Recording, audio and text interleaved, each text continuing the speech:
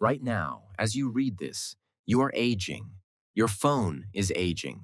The chair you're sitting in is aging, just slightly slower than you are. Time is not the same everywhere. It never has been. And in 1971, scientists proved it with something as simple as 4 airplane tickets and a few atomic clocks. But the story starts earlier than that, with a thought experiment so strange that Einstein himself spent years arguing with other physicists about whether it broke his own theory. Here's the setup. Imagine you have a twin. One of you climbs into a spacecraft and rockets away from Earth at close to the speed of light. You travel for years, turn around, and come back home.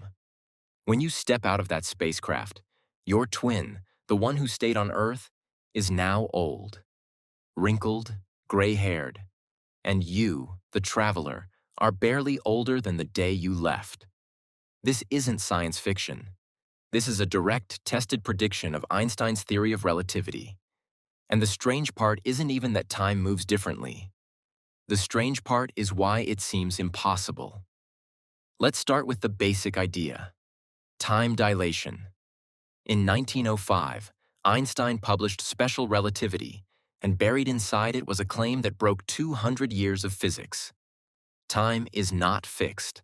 It is not the same for everyone everywhere. Time runs at different speeds depending on how fast you're moving. The faster you move relative to something else, the slower time passes for you, compared to that something else. Not because your watch is broken. Not because your biology slows down in some special way. Time itself, the actual flow of seconds, bends. This sounds absurd because in daily life, you never move fast enough to notice it. Even a commercial jet, the fastest thing most of us will ever ride in, only creates a time difference of millionths of a second over an entire flight. But at speeds close to light, the effect becomes enormous.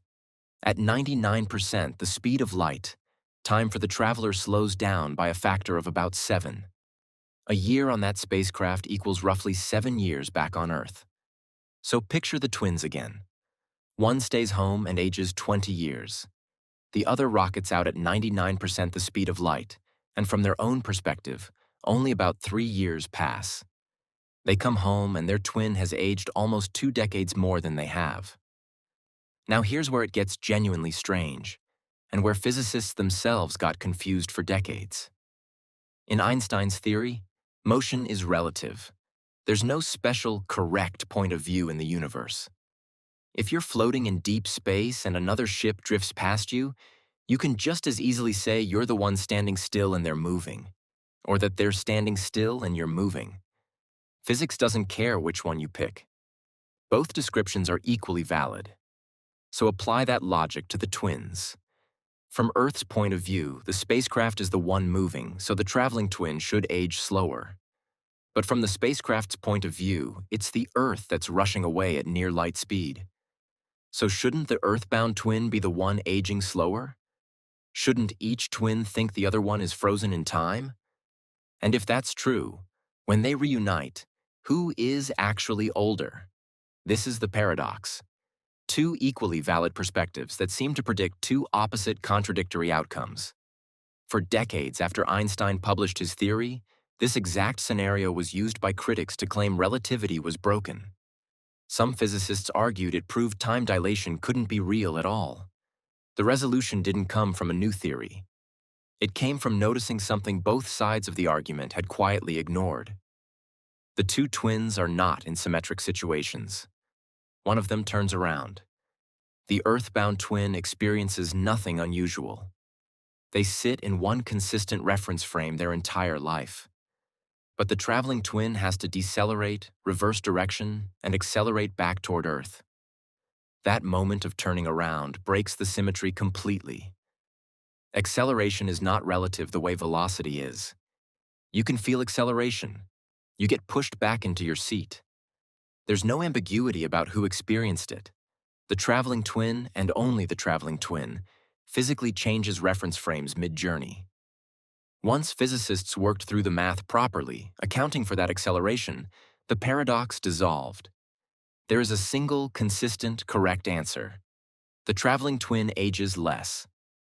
Not because of some illusion of perspective, but because they genuinely took a shorter path through what physicists call space-time, the combined fabric of 3 dimensions of space and 1 dimension of time.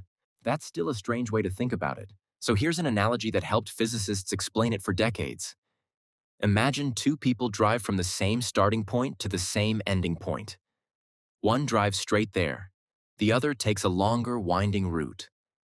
Even though they end up at the same destination, their odometers show different distances traveled. Nobody finds that paradoxical for distance. The twin paradox is the same idea, just applied to time instead of space. The traveling twin took a longer path through space, which means a shorter path through time. Their personal clock, their literal aging, ticked off fewer seconds along that path. For a long time, this stayed purely theoretical. A clever puzzle for physics classrooms. Then, in 1971, 2 physicists, Joseph Haffel and Richard Keating, decided to actually test it. They took 4 cesium atomic clocks, the most precise timekeeping devices that existed, and flew them around the world on commercial airliners. Twice. Once eastward, once westward. Meanwhile, a reference clock stayed on the ground at the U.S. Naval Observatory. When the traveling clocks landed and were compared to the stationary one, the differences were tiny, just nanoseconds, but they were there, and they matched Einstein's predicted numbers almost exactly. The eastward flight clock lost time compared to the ground clock. The westward flight clock gained time, due to the added effect of Earth's own rotation. It was published in Science in 1972, and it remains one of the most direct experimental confirmations of relativity ever conducted using nothing more exotic than commercial airplanes and existing technology. And it's not just an airplane curiosity. This effect runs your phone right now. GPS satellites orbit Earth at high speed and at high altitude, both of which affect the passage of time in opposite directions, according to relativity. Engineers have to correct for this every single day, adjusting the satellite clocks by about 38 microseconds daily. If they didn't, GPS positioning would drift by several miles within 24 hours. The theory that sounds like science fiction is quietly keeping your Maps app accurate every time you open it. So what does this actually mean? It means the universe doesn't run on one master clock ticking the same beat for everyone. There is no universal now. Time is something each of us carries individually, shaped by how we move through space. The twin who stays still and the twin who travels are not disagreeing about time because one of them is wrong. They're both right about their own personal experience of time, because time itself isn't shared property. It's personal. It's local.